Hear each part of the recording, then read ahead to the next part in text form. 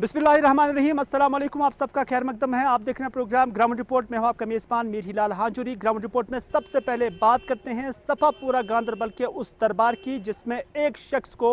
हिरासत में लिया गया है। बाज़ाब्ता तौर पर 105 और 151 दफात के तहत उसके खिलाफ कार्रवाई हो रही है, FIR दर्ज हुआ है। बात यह है कि एक दरबार 10 तारीख को यहाँ पर हुआ है जिसमें गवर्नर के मुशीर बशीर अहमद खान भी थे और कंसर्न डिप्टी कमिश्नर गांदरबल भी थी। एक शख्स जो ट्रेडर्स यूनियन को रिप्रेजेंट कर रहा था, सज्जाद अहमद सोफी उसका नाम है, और उन्होंने बशीर अहमद खान से मुखातिब होते हुए यही बात कही थी कि आप हमारे अपने अफसरान हैं, आपसे हमें काफ़ी तवक्कात है, और जो गैर रियासती अफसरान हैं उनसे हम क्या कह सकते हैं। और इसी बात को लेकर पुलिस ने सो मोटो कॉग्निजेंस लिया और उसके बाद उसके खिलाफ कार्रवाई हुई है। हम इस मामले को सही और दुरुस्त नहीं ठहराएंगे, ना ही हम कह सकते हैं गलत है, ना ही हम कह सकते हैं कि ये सही है, लेकिन एक नोशन इससे गलत चला गया है। नोशन ये गलत चला गया है कि अब पब्लिक में अवामी दरबार के तई खौफ पैदा हो गया है, क्योंकि अगर कहीं पर एडमिनिस्ट्रेशन की जानब से दरबार सजाया भी गया तो उसके बाद क्या लोग उसमें आ जाएंगे, यही किस तक इसका इम्पैक्ट क्या रहेगा, यह जानने के लिए इस वक्त हमारे साथ है हमारे सीनियर साथी इशफाक गौहर। गौहर, आपका खैर मकदम है। सबसे पहले आपसे जानना चाहेंगे कि जो गांदरबल के अंदर ये जो दरबार हुआ है इसका इम्पैक्ट अब सोसाइटी पर किस तरह का पड़ने वाला है, नोशन किस तरह का चला गया है, आने वाले जो दरबार होंगे, आने वाले वक्त में जो एडमिनिस्ट्रेशन और पब्लिक के दरमियान गैप को ख़त्म करने की कोशिश की जाएगी, कहीं उस पर आज का ये दरबार ज़वाल पजीर तो साबित नहीं हो सकता है? बिल्कुल हिलाल, एक बड़ा सवाल इस वक्त न सिर्फ कश्मीर वादी के अंदर है बल्कि जम्मू सूबे के अंदर भी लगातार ये सवाल जो है वो पूछा जा रहा है। और इस सवाल के जवाब में जब हमने भी पिछले 2 दिन के दौरान रिसर्च किया कि इसका इम्पैक्ट और इफ़ेक्ट आवाम पर क्या है, तो 2-3 चीज़ें जो है वो काफ़ी क्रिस्टल क्लियर सामने आ रही है। एक ये कि अगर हमने अपनी मातृभाषा में किसी के साथ बात की, मातृ ज़बान में किसी यानी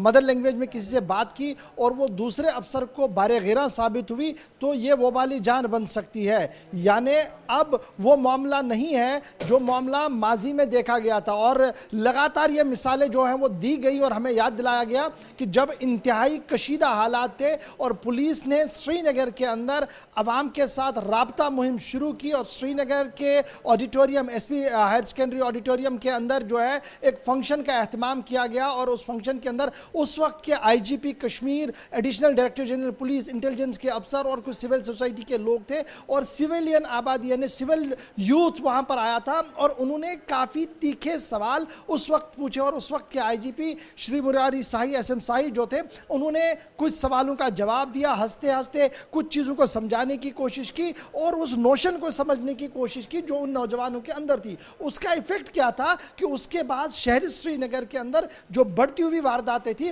वो बैक वक्त ठंडा होने लगी और एक पुलिस पब्लिक इंटरेक्शन बड़ा जो आज भी मुख्तलिफ थानों के अंदर, मुख्तलिफ ज़िलों के अंदर और SDPOs के दफ्तरों के अंदर देखने को मिल रहा है। इसके साथ साथ जब अवामी दरबार का सिलसिला आप देखेंगे तो यह माजी में भी हुआ, जब मुंतखबा हुकूमतें हुआ करती थी या उसके बाद लेफ्टिनेंट गवर्नर आए सत्यपाल मलिक, उन्होंने उसको बड़े पैमाने पर लिया। उस वक्त भी हमने देखा कि गवर्नर के सामने गवर्नर एडमिनिस्ट्रेशन की खिलाफत बात की गई और उन्हें कहा गया कि हमें जनाब इनसे कोई तवक्का नहीं है, हम आपसे बात करेंगे क्योंकि हमें उम्मीद आपसे है। तो क्या उस वक्त ये माना जाए कि उस वक्त के चीफ सेक्रेटरी, उस वक्त के डिविजनल कमिश्नर, उस वक्त के कमिश्नर्स करप्ट थे, या उन्हें गुस्सा आया और उन्होंने उन लोगों के खिलाफ FIR कर दी? शायद यहाँ वाले केस में जो है ये मिस इंटरप्रेट हुआ है, कहीं ना कहीं जो फीडबैक डिप्टी कमिश्नर साहिबा को मिला है वो सही नहीं है, या उन्होंने जो ऑब्जर्व किया उसमें कुछ कोताही हुई है जिसके बाद उन्होंने FIR की है। उस FIR की बिना पर ये आदमी जो अपना सब कुछ छोड़कर सिविल सोसाइटी का रुकन होने के बावजूद इस अवामी दरबार में आया और उसने घर की बात कोई नहीं बताई, अवाम की बात बताई और अपनी भाषा में लेफ्टिनेंट गवर्नर साहब के एडवाइजर को कहा कि हमें आपसे उम्मीदें हैं, बाहर के लोग अभी नहीं जानते हैं जम्मू कश्मीर के हालात क्या है। ये सही बात है। अब आप बताएंगे कैसे सही बात है? जिस आदमी ने IPS क्वालिफाई किया, उसने अपना टेन्योर बाहर दिया, उसने 90 की दहाइयाँ यहाँ नहीं देखी, उसने 2014 का सैलाब यहाँ नहीं देखा, उसको उसके बाद के यहाँ के नशेब व फराइज पता नहीं है, हपा कदल और फतेह कदल के बीच दूरी कितनी कितनी है उसको उस बारे में इल्मियत नहीं है, उससे आप ज़्यादा तवक्का नहीं रख सकते हैं। यही वजह थी कि साबिका दौर में भी जब अफसरों को लगाया जाता था तो ये देखा जाता था कि रजौरी को जानने वाला कौन है जी, पुंछ को जानने वाला कौन है, जम्मू शहर की टेम्परमेंट को जानने वाला कौन है, उसी तरीके के अफसरों को लगाया जाता ताकि लेजॉन बना रहे, कोऑर्डिनेशन बना रहे। लेकिन जो आज हुआ है इसको लेकर सभी सियासी जमातें बरहम है, सिविल सोसाइटी बरहम है, लेकिन डर सब में है कि अगर आवाज की तो शायद कोई और पर्चा ना लग जाए। देखिए गौर, इम्पेशंस अभी हम देख रहे हैं कि जो हमारे अफसरान हैं उनमें नजर आ रहा है, क्योंकि जो कंसर्न डीसी है उनके साथ भी हमने ये मामला उठाया तो उन्होंने इस पर बात करने से बिल्कुल इनकारी किया। कंसर्न एसएसपी के साथ जब हमने ये मामला उठाया तो उन्होंने कहा कि हमने कानून के मुताबिक काम किया, लेकिन ये कानून क्या उन चीज़ों के लिए नहीं बनना चाहे जब यही आम लोग, सिविल सोसाइटी या आम शहरी जब इन दरबारों में चले जाते हैं और उसके बाद अपनी ग्रीवेंसेस जो है आला अथॉरिटी के सामने रखते हैं और वहाँ से जब एश्योरेंसेस मिलती हैं, प्रोमिसेस मिलते हैं, लेकिन वो मामले अभी भी हल नहीं होते हैं 3-4 बार भी लाने के बाद। क्या आपको नहीं लग रहा कि वहां पर भी कोई कानून बनना चाहिए कि अगर आपने किसी को एश्योर किया और उसका हल होना चाहिए तो एक टाइम बाउंड के अंदर ये होना चाहिए, क्योंकि इस तरह के रिएक्शंस फिर इस तरह के गुस्से में भी आ सकते हैं। मैं कह रहा हूं हमारे पास गारंटीड एक्ट है जिसके तहत ये कहा गया कि आपकी जो जेन्युइन डिमांड से 20 से 22 उसमें लगाई गई हैं शिकें, उसके तहत हर एक अफसर टाइम बाउंड है। आपको पीआरसी लेनी है या डोमिसाइल जिसे आप आज कहते हो तो ये कितने दिनों में मिलनी चाहिए, वाटर का मामला है तो कितने दिनों में हल होना चाहिए, पासपोर्ट का मामला कितने दिनों में, नहीं होता है ये। और जब ये ग्रीवेंसेज अरबाब इख्तिदार के पास रखी जाती है तो एश्योरेंसेस मिलती है। और आज भी ये खुद लेफ्टिनेंट गवर्नर साहब को भी पता है कि उनके पास जो फीडबैक है वो ये है कि न तो पुराने काम पूरे हुए और ना ही आज जो अफसरों ने वादे किए वो पूरे हो रहे। तो इसका कतई तौर पर यह मतलब नहीं है जो आदमी आपके साथ बात कर रहा है वो आपको हर्ट कर रहा है, वो आपको जलील करने की कोशिश कर रहा है, वो दरअसल इंतजामिया की खामियां गिनवा रहा है, वो चेयर को एड्रेस कर रहा है, न कि पर्सन को एड्रेस कर रहा है। लेकिन आपकी बात वही दुरुस्त है, अगर यहां पर कार्रवाई तो क्या उन लोगों को टास्क पर लिया जाएगा जिन्होंने लेफ्टिनेंट गवर्नर साहब के सामने एश्योरेंसेस दी आवाम को और आज तक वो पूरा नहीं हुई। श्रीनगर शहर का हाल देख लीजिए, गांव देहात का हाल देख लीजिए,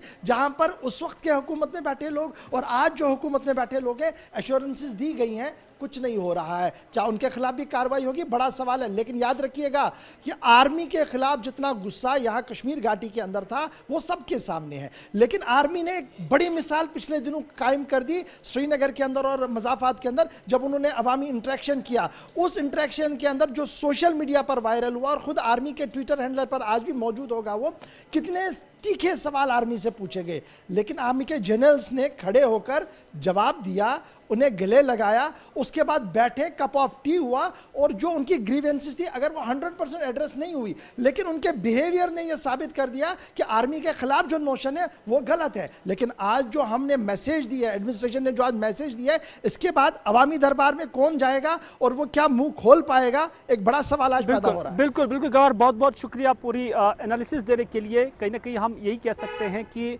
अब जो ये दरबार हो रही हैं आने वाले वक्त में इस पर सवालात उठने लगे हैं, क्योंकि आप देखना ये होगा कि क्या लोग दरबारों में जाएंगे। कहीं गलत नोशन तो इस दरबार से नहीं चला गया और पुलिस ने जो यहाँ पर सोमोटो एक्शन ली है और यहाँ पर अज खुद केस दर्ज किया हुआ है, और ऐसे लोगों का कि क्या कोई कानून है जो अपना वक्त निकाल के, अपना पैसा खर्च करने के बाद, किराया लगाने के बाद, तेल जलाने के बाद इन दरबारों में आते हैं और फिर यहाँ से जब उन्हें एश्योरेंस मिलती है तो क्या पुलिस के पास उसके लिए भी कोई कानून है कि अगर कोई अफसर उनका काम नहीं करता है, डिस्पाइट कि उन्होंने एश्योरेंस दी होती है, लिखित में दी होती है, लेकिन फिर जब वो काम नहीं होते हैं, क्या पुलिस के पास उसके लिए भी कोई कानून है? वैसे तो कानून होना चाहिए था। नाज़रीन, अब बात करते हैं ओडी की, क्योंकि ओडी में ना ही तहसीलदार है और ना ही यहाँ पर एसडीएम है। आपको याद दिला दें कि जब आपने डोमिसाइल सर्टिफिकेट बनानी होगी तो उसके लिए 15 दिन का वक्फा रखा गया है। 15 दिन के अंदर अंदर आपको डोमिसाइल मिलनी चाहिए, सरकार का क्राइटेरिया है। लेकिन जिस इलाके में, जिस तहसील ऑफिस में ना ही तहसीलदार हो और ना ही एसडीएम हो, वहाँ पर डोमिसाइल से लेकर बाकी जितनी भी सर्टिफिकेट्स हैं, जितना भी कामकाज है, वो कैसे चलता होगा? आम लोगों की जो फरियादी हैं वो कैसे बराती होंगी? आम लोगों के जो काम है वो कैसे निकलते होंगे? तो मतलब यही है कि 2 से ढाई महीने से अगर यहाँ पर ये अफसरान नहीं हैं तो पिछले 2 से ढाई महीने से यहाँ के मकामी लोग भी काफ़ी सफ़र कर रहे होंगे। और यहाँ की गवर्नर इंतज़ामिया है कि शायद इस इलाके को पिछड़ा इलाका समझा गया है, यही वजह है कि उनकी तरफ तवज्जो नहीं दी गई है। नतीजा ये है कि मकामी लोग काफ़ी परेशान हैं। उनके काम जो तहसील ऑफिस में या SDM ऑफिस में होते हैं, कोई उसकी सुनवाई नहीं करता है। और ये उस दौर में है जब सरकार कहती है कि आपको इंसाफ मिलेगा, आपकी तैमीर और तरक्की होगी, आपको रोज़गार मिलेगा, लेकिन उन्हें अब सरकारी अफसरान जो तहसीलदार हो या SDM हो, उनकी मुलाकात भी नसीब नहीं हो रही है। यहाँ पे हमें कलेक्टर नहीं है, SDM साहब 2 महीने से नहीं है। उसके बाद तहसीलदार साहब की बारी आई तो हमें PSP सर गवर्नमेंट ने एक ऑर्डर निकाला चीफ एजुकेशन ऑफिसर ने कि पहाड़ी बच्चों को स्कॉलरशिप दी जाए, लेकिन 15 दिन के अंदर अंदर उन्हें विद PSP अपने डॉक्यूमेंट्स जमा करने हैं। लेकिन सर बदकिस्मती ये है कि आप देखें कितने बच्चे हैं, यहाँ पे लोग हैं, पीछे आप देखें बच्चे हैं, ये सारे लोग इसलिए आए हैं कि PSP बनाए, लेकिन बदकिस्मती से हमारे तहसीलदार साहब जो हैं वो पिछले कई महीने से ऑफिस नहीं आ रहे हैं, और वो अगर आते भी हैं तो उनकी एक रेजिडेंस है, वो वहाँ रहते हैं और लोगों को कहते हैं कि मैं वहाँ पे काम करूँगा, क्योंकि ऑफिस में वो आते नहीं हैं। तो हम रिक्वेस्ट करते हैं DC साहब ने से कि हमने क्या गुनाह किए, हमारे बच्चों को सज़ा मिल रही है। चलिए नाज़रीन, अगली खबर में हम सरकार के तालमेल का ही एक बार फिर से जिक्र करेंगे, क्योंकि जो जम्मू कश्मीर की एडमिनिस्ट्रेशन है और यहाँ का सयाहती महकमा है, अभी तक तालमेल नज़र नहीं आ रहा है। क्योंकि अगर तालमेल होता तो दूध पथरी में मकामी सयाहों को नहीं रोका जाता और पहलगाम में सभी सयाहों की एंट्री नहीं होती। क्योंकि कोविड चल रहा है और कोविड के बीच जो प्रोटोकॉल है उसके तहत हम यही देख रहे हैं कि कुछ दिनों से अब अनलॉक का सिस्टम शुरू हो चुका है। लेकिन खान साहब के नज़दीकी इलाके दूध पथरी में मकामी जो DDC मेंबर है बशीर अहमद भट्ट, उसका मानना है कि यहाँ पर लोकल टूरिस्ट अलाउड नहीं है, बल्कि अगर फॉरेन टूरिस्ट आए, नेशनल टूरिस्ट आ जाए तो उन्हें यहाँ पर एंट्री दी जाती है, उन्हें जाने की इजाज़त है। तो उन्हें ये समझ में नहीं आता है कि यहाँ पर मकामी टूरिस्ट की आमद पर या उनकी एंट्री पर पाबंदी क्यों। पहले बशीर अहमद भट्ट का सुनते हैं, जो कि DDC मेंबर खान साहब है, उन्होंने क्या कहा गुलिस्तानी उसके साथ बात करते हुए, और उसके बाद हम पहलगाम चलते हैं। यम दिल्ली पेट या कुनि पेट जम्मू पेट श्रीनगर पेट यम गेस्ट योर तम गेस्ट योर मगर युस आम लोकल तिमन हेकान यम यपोर त्रयित क्या मे पनुन अख मंशूर बनोमुत बान कुलफ बह कर गेटस कुलफ बह थव बंद अगर कोविड खतर इन बंद यह सा करो बंद अगर नत इन गरीब लुकन हंद खतर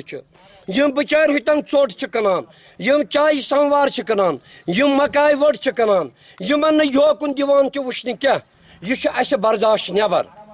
अल्लाह ताला रचन तुत गोस गसन क्या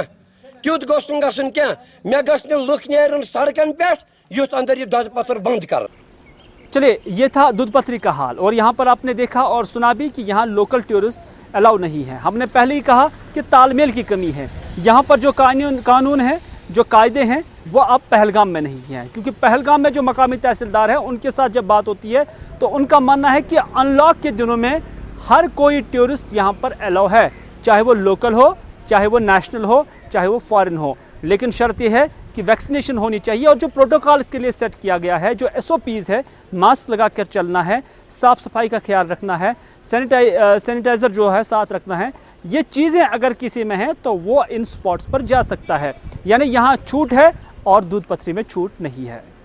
कोविड को कंट्रोल करने के लिए वो जो SOP है वो फॉलो, और जो भी वायलेटर्स है उनके खिलाफ फाइन और अदर जो वायलेशंस के खिलाफ एक्शन लेनी चाहिए अंडर लॉ, वो प्रॉपरली वो इम्प्लीमेंट हो ग्राउंड पे। उसी का मॉनिटरिंग और जायजा लेने के लिए हम यहाँ पे आए हैं। जैसा कि आप यहाँ देख सकते हैं, यहाँ पे प्रॉपर जो टूरिस्ट आ रहा है या जो लोकल आ रहा है उनकी बाज़ाब्ता टेस्टिंग हो रही है, सैम्पलिंग हो रही है, और हमने एक मुहिम चलाई है कि वैक्सीनेशन एटलीस्ट हम इंश्योर करें कि यहाँ आने से पहले वैक्सीनेट करें, खुद को, अपनी फैमिली को वैक्सीनेट करें, अपने नेबरहुड को वैक्सीनेट करें। और जो वैक्सीनेशन एडवोकेसी का जो मुहिम हमारा है, जो हमारे ऑल ओवर कंट्री चल रहा है या हमारे UT में चल रहा है, वो वैक्सीनेशन मुहिम पूरा सैचुरेट हो 45+ एज ग्रुप में, और 18 to 44 एज ग्रुप में उसमें बड़ी तेज़ी आए। नाज़रीन, आप जानते हैं कि हालिया दिनों बडगाम के नज़दीकी इलाका ओमपुरा कॉलोनी में एक बच्ची जंगली जानवर की शिकार हुई, यानी जंगली जानवर ने उससे उस वक्त खा लिया था, हलाक किया था। लेकिन उसके बाद आज महकमा वाइल्ड लाइफ का दावा है कि आज बडगाम के अंदर DC और मुतलका DC की रेजिडेंस के नज़दीक जिस तेंदुए को उन्होंने पकड़ लिया है, ये वही फीमेल तेंदुआ था जिसने उस लड़की को उस वक्त मौत का शिकार बनाया था। तो आज उनका मानना है कि उन्होंने तमाम जो है इस हवाले से लवाजमात पूरे किए, और हालांकि अभी हतमी नतीजे पर नहीं पहुंचे हैं, लेकिन जो रीजनल वाइल्ड लाइफ वार्डन है उनका मानना है कि उन्होंने जिस फीमेल तेंदुए को आज पकड़ लिया है ये वही तेंदुआ था जिसने उस बच्ची को मौत का शिकार बनाया था। साथ ही साथ उन्होंने कहा कि 99% उन्हें ऐसा लग रहा है, लेकिन अभी भी वो 100% मुतमईन नहीं है। ताहम जो बाकी कायदे कवानीन जो इसके हवाले से हैं, जो लवाजमात हैं, उसको पूरा करने के बाद ही बताया जा सकता है। लगता ही नहीं, जिन तेंदुओं को, जिन जंगली जानवरों को शहरी इलाकों में आने के बाद पकड़ा जाता है तो उन्हें कहाँ रखा जाता है, एक अहम सवाल है। क्योंकि जो हमें ज़राए के हवाले से खबर मिलती है वो यही है कि उन जानवरों को फिर उन्हीं जंगलों में फिर से धकेल दिया जाता है और वहाँ से फिर वो वापस चले आते हैं। तो सिस्टम वही है कि यहाँ से पकड़ा जाता है और वहाँ से वो फिर वापस आ जाते हैं। आज खान साहब से किसी को पकड़ा है तो वो अगले दिन दूसरे इलाके से वहाँ पर आ जाएंगे। तो इस तरह से ये सिस्टम आज तक यहाँ चलता आया है। और जो वाइल्ड लाइफ वार्डन है उनके साथ जब हमने बात की तो उनसे भी हमने कहा कि कोई वाज़िया मैकेनिज़्म नहीं है, कोई वाज़िया प्रोटोकॉल इस हवाले से नहीं है, जंगलों की अभी कोई जो है फेंसिंग नहीं है, तो कोई प्रॉपर स्टेप होना चाहिए ताकि इस तरह के जो जानवर है वो शहरी आबादियों में नहीं आ जाते और आम इंसान जो है वो किसी भी जानवर का निवाला नहीं बन जाते। ताहम जो मुतलका रीजनल वार्डन है उनका मानना है कि अभी भी सिचुएशन अनप्रेसिडेंटेड नहीं है, इस तरह से अभी तक सब कुछ काबू में ही है। में जो हमने इतनी इंटेंसिफिकेशन की कि बडगाम डिस्ट्रिक्ट से ही हमने 6 लेपर्ड्स डिफरेंट लोकेशन से जो है हमने कैप्चर किए, लाइव कैप्चर किए हैं। कुछ लेपर्ड्स का बिहेवियरल कुछ चेंजेस हुई है, इसमें कोई शक नहीं है। उनको ज़्यादा जंगल वगैरह की ज़रूरत नहीं पड़ रही है अभी वो छोटे जो सब अर्ब्स हैं या चाहे अबंडोन्ड बिल्डिंग्स है, स्ट्रक्चर्स है, ऐसी जगह पे अच्छा कवर मिल रहा है इनको। और बाहर जो है आपको पता है कि डॉग पॉपुलेशन काफ़ी बड़ी है यहाँ पे हमारे लैंडस्केप में, तो खाना भी है और शेल्टर भी मिल रहा है और ये काफ़ी हद तक जो है ब्रीड भी कर रहा है ऐसे एरियाज़ में। तो कहने की बात यह है कि ऐसे हम ये कहेंगे कि जानवर यहाँ आ गया, हमको ये भी है कि जो हमारी स्टडीज़ की हैं कुछ हद तक जो है लेपर्ड्स यहाँ पे अडेप्ट हो चुके हैं इनसे ऐसी जगहों पे जो हमें जो ऑकरेंसेस लग रही हैं कि बड़ी है। बाकी जो इनका अपना नेचुरल हैबिटेट में है वहाँ पे अपना एक इकोसिस्टम होता है, वहाँ पे जो है ये अपनी मेंटेन टेरिटरी करते हैं, अपना एक प्रे बेस होता है जहाँ पे वो रहते हैं और वहाँ पे का अपना रोल होता है, कंजर्वेशन रोल है इकोसिस्टम के, वो अपनी नेचुरल इकोसिस्टम में ऑलरेडी है। क्योंकि हमारी रेस्क्यू फैसिलिटी है यहाँ पे दाची गांव में, जो खास तौर पे जो आइडेंटिफाइड है, जो चाइल्ड लिफ्टर है या चाइल्ड किलर है, उसको हम कोशिश करेंगे कि ऐसे जो हमारे रिहेबिलिटेशन सेंटर्स हैं वहाँ रखने की, ताकि जो है क्योंकि इसको ह्यूमन इम्प्रिंटिंग हो चुकी होती है, उनका वापस छोड़ना कोई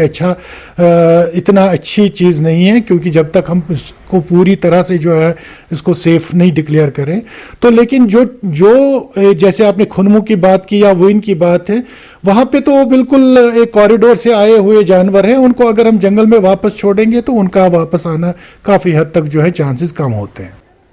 नज़ीर, सुंबल से सफापुरा के दरमियान एक पुल था और 7 साल पहले इस पुल की बुनियाद रखी गई थी, लेकिन अब 7 साल मुकम्मल भी हो चुके हैं, लेकिन अभी तक ये पुल तशनीह तकमील है। 7 साल पहले यहाँ पर एक वुडन ब्रिज था, एक लकड़ी का बना हुआ पुल था जिसके ज़रिए लोगों का अबूर मरूर होता था, यानी सुंबल के लोग सफापुरा जा पाते थे और सफापुरा के लोग सुंबल आ पाते थे। लेकिन सरकार ने यह इनिशिएटिव लिया और कहा कि अब तामीर और तरक्की का दौर शुरू होगा और इस दौर के तहत यहाँ पर एक नई कंस्ट्रक्शन होगी और एक कंक्रीट ब्रिज बनाया जाएगा और उस ब्रिज के ज़रिए लोगों का अबूर मरूर जो है वो सहल और आसान हो जाएगा। लेकिन 7 साल के बाद लोग यही कहते हैं कि उनके लिए वो पुराना ब्रिज ही अच्छा था, क्योंकि नया ब्रिज अभी तक भी नहीं बन रहा है। मकामी लोगों ने गुलिस्तान न्यूज़ के साथ बात करते हुए क्या कहा, आइए आपकी नज़र करते हैं। मेरा नाम है शफीक और मैं यहाँ का लोकल रेजिडेंट हूँ। 1985 की बात है, जब बख्शी गुलाम अहमद सरकार चल रही थी, उस टाइम ये पुल बनाया गया था। तब से लेकर 2014 तक इसकी जो हालत थी वो बिल्कुल ठीक थी, लेकिन 2014 में अचानक इसकी हालत बिगड़ गई। तो 2014 में एनसी की सरकार चल रही थी, तो एनसी ने इसको मुनद्दम करने का फैसला लिया।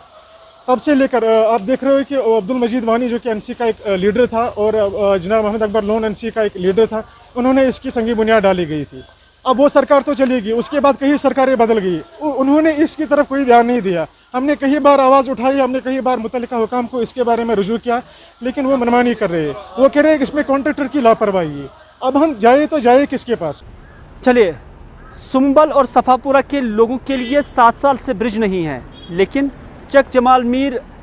पट्टन के इलाकों के रहने वाले लोगों के लिए 2 साल से पानी नहीं है। यानी 2 साल से वो नासाफ पानी पी रहे हैं और पीने पर मजबूर हो रहे हैं। सरकार ने कहा था कि यहाँ आपको हर सूरत में पानी मुहैया किया जाएगा और वो पानी साफ़ सुथरा होगा, पीने के काबिल होगा, लेकिन मकामी लोगों ने एहतजाज किया और एहतजाज के दौरान यही कहा कि 2 साल से वो नासाफ पानी पीने पर मजबूर हो रहे हैं या कि फिर उन्हें दूर जगह से पानी लाना पड़ता है, क्योंकि महकमा जल शक्ति के खिलाफ उन्होंने एहतजाज किया और एहतजाज के दौरान उन्होंने कहा कि उनके इलाके में जल शक्ति का ना ही कोई रोल है और ना ही उनकी जानिब से कोई फैसिलिटी फराहम की जाती है। आप महकम कुन गौर करा कि आप गाड़ तन सोजान कि करो यन दिमो बचन करो स्नान वना मान मलेरिया बेमार फैलाम, मगर सान बचन फैलाम अत कमन फैलाम ये आबे कहें छलो छको बच छलो छको तुम वो सान बानन क्या गुमुत गुमुत कता मलेरिया बचन आब दफ्तर गसा तम वन गई 3 वरी तुम वन लोन दिमो बदल पटन घर वथमित कहें बस तुम तुम सारे पोस्ट योर आब पकान ये दिवान दो बस वन लोन खोल बटिस नलक हूर गसा तौर 3 वरी गई तुम वन सरपंच साहब सोन 7 फिर तुम लोन दिव तुम वन सोरे आमाम जान मोहनी ये यूथ रगड़ो क्या क्या वन तम सात गवर्नमेंटस तो वो डेवरन बस तौर आब हेत तौर सह वन आब गड़ यूर बे वन आब गड़ हाँ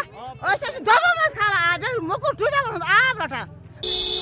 उधर कुलगाम के रिजलू कुंड इलाके में आज लोगों ने एहतजाज किया। एहतजाज करते हुए लोगों ने यही कहा कि बुनियादी चीज़ यानी सड़क, बुनियादी सहूलियत सड़क भी यहाँ पर दस्तयाब नहीं है, क्योंकि सड़क की इस कदर हालात ख़राब है कि यहाँ से चलना महाल हो जाता है। तो मकामी सड़क की अबतर हालत को लेकर आज उन्होंने कुलगाम रोड पर निकलकर एहतजाजी मुजाहरा किया और मुजाहरीन ने इस वक्त आज ट्रैफिक नकलो हमल भी मुतासिर कर दी, क्योंकि उनका मानना है कि उन्होंने कई बार मुख्तलिफ डिपार्टमेंट्स और मुख्तलिफ अफसरान के पास जाने की कोशिश की और कोशिश के दौरान उन्होंने अपने रुदात जो है उन अफसरान तक पहुंचाई, लेकिन डीसी हो या उसके साथ एग्जीक्यूटिव इंजीनियर या चीफ इंजीनियर, हर किसी ने उनकी रुदात सुनी, लेकिन उस पर कोई अमल अभी तक नहीं हुआ। नतीजा ये है कि आज वो सड़कों पर निकलने के लिए मजबूर हो गए हैं। नज़ीर अहमद डार शुक्रगुजार गुलिस्तान मेज़बान योत आए पत्मो 15 वरियो तो ज़बरदस्त सफ़र कर रोडस बन पकुन कहें ये सात दगिन गाड़ पे 15 मिनटन बिहन साइडस तीस गड़ ग या बारिश तो पे थोड़ तमन मज आब जमा ज़बरदस्त मुश्किल पे व्यातर सान गुजारिश डी साहबस यह कि मेहरबानी तो मेहरबानी कर अगर यथ रोडस जल्दी पुरसान वह ज़बरदस्त परेशान बे तुम पाई कि बागात तपर बाकी गाड़ वाड़ जान खुदा साल पकान बच गाड़ तो ज़बरदस्त मुश्किल ज़बरदस्त मुश्किल। उधर रबितार पारीगाम पुलवामा के लोगों ने भी आज एहतजाज किया और एहतजाजी मुजाहरीन का मानना था कि मकामी इलाके में जो कुछ पोल्ट्री फार्मर्स है उनकी जानब से जो डेड स्टॉक होता है, जो ब्रॉयलर मुर्गे मर जाते हैं, तो उसके बाद वो उसे डंप उनके खेतों में करते हैं। नतीजा ये है कि उन इलाकों में फिर कुत्ते आ जाते हैं, तो फिर मकामी आबादी जो लगभग 20 चूलों पर मुश्तमिल है, उनका यहाँ से अबूर मुश्किल हो जाता है, उनका बाहर निकलना मुहाल हो जाता है। मकामी लोगों ने सरकार से और पोल्ट्री फार्मर से भी अपील की है कि इन हरकत से बाज आया जाए, क्योंकि इससे उनकी ज़िंदगी अजीरन बनकर होकर रह गई है। उन्होंने मुतल्लिका हुकाम से भी इस हवाले से गुजारिश की है कि इस हवाले से फ़ौरन से पेशतर कोई कार्रवाई की जाए, ताकि जो इलाके में स्ट्रे डॉग्स है या जो जितने भी कुत्ते वहाँ पर गुजर रहे हैं, तो उनसे उनके बच्चे बच सकें। बासान कस्तान गर अम किन पोशान कनान लत मन अंद पे सारी नत अगर पुन जमीन और फार्म चलावान खुदा ताला यन यम करिन कम मगर इंसाफस ये कम अगर ककर 50 मूज कश द्रोब खनतन तथी तथ मज कर दफन सख्ती मत अन कह डी सबस अपील करान ये मुतलिक करतो कत बात ककर वालन सतन यमन वनतो हे यमन मत त्रोयुक यम कोकर अति के यमन हच बच्चे यमन हच जनान मोहनी पान हच नेरा मजूर नेरा मजूरी सुबह पान शाम और बच्चा वदान हे क्या दलील के होनो आज